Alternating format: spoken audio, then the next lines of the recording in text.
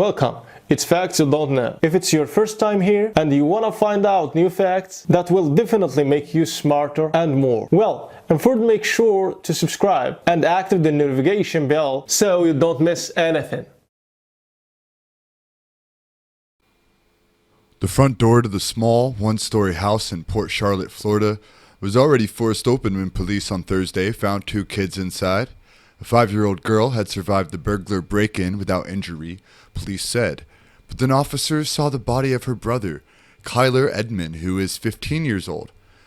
He had died trying to save his sister in a physical fight with an attacker right in front of the girl's eyes, police said.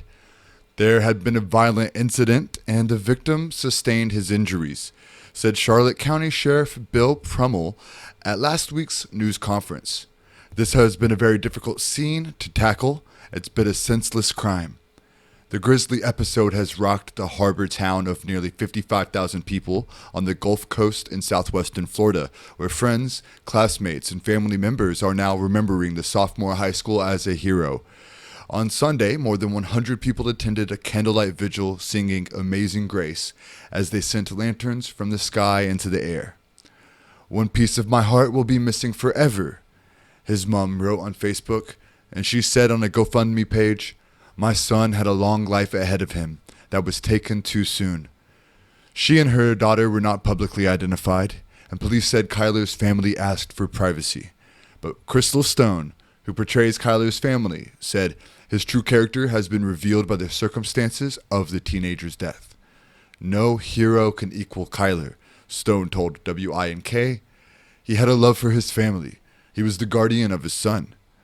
About 4:30 p.m., police said they received a number of 911 calls on Thursday about burglaries and an injured white male who appeared to have been stabbed and acted strangely near Augusta Avenue in Port Charlotte. The man, later identified as 27-year-old Ryan Clayton Cole by authorities, raised suspicions as he walked around the mostly residential area lined with shrubs and palm trees near a canal. As police arrived at the scene, Cole sprinted off and ducked down 2 streets behind a house. Neighbor Chris Heinrichs told Port Charlotte Sun that he saw the man in his patio, soaking wet as blood sprinkled from his right hand and on his arm.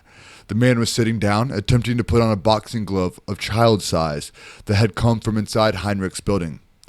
"He looked as if he'd been in a hurry," Heinrichs told the press, "and he didn't look with it too." As Heinrichs approached the man, he shouted, "What do you do at my house? I called the cops." The defendant replied with only 2 words, "Please do not." But Heinrichs nevertheless called 911. Officers were able to track Cole down and arrest him 15 minutes later, they said, before taking him to a hospital for his wounds, which police described as stabbing injuries without explaining where they originated.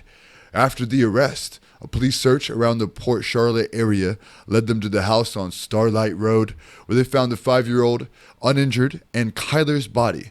Police said he died as a result of injuries incurred during the violent encounter, but did not say exactly what it was. Cole, who is being held for breaching parole without bail, was no stranger to local law enforcement, Prummel said. He has a history of drug abuse and was arrested more than 20 times, according to the Charlotte County Sheriff's Office jail records. Prior to filing charges relating to the death of Kyler, Prummel said, "The office is working with the Office of the State Attorney." The agency told CNN that a lawyer has not yet been assigned to Cole, who made his first appearance in court Tuesday. The death of the teenager shocked the community, which is located about 100 miles south of Tampa.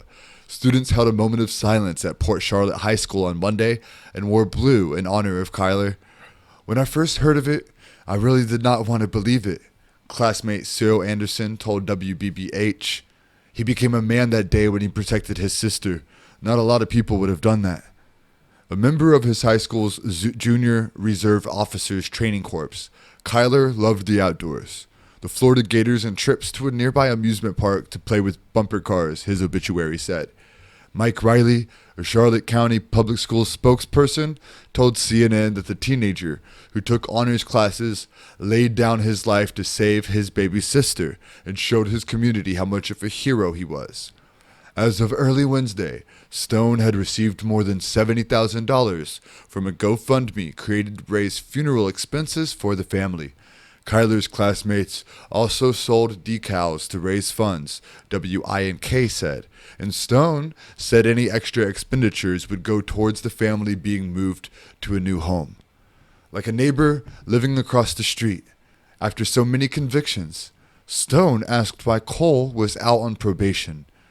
Now the family of Kyler is calling for a measure they called Kyler's Rule to toughen sentences for repeat offenders. What the family needs to focus on is making Kyler the justice he deserves, she told WINK. Thanks for watching. Please like and share the video in social networks. We'll be right back to you as fast as we can.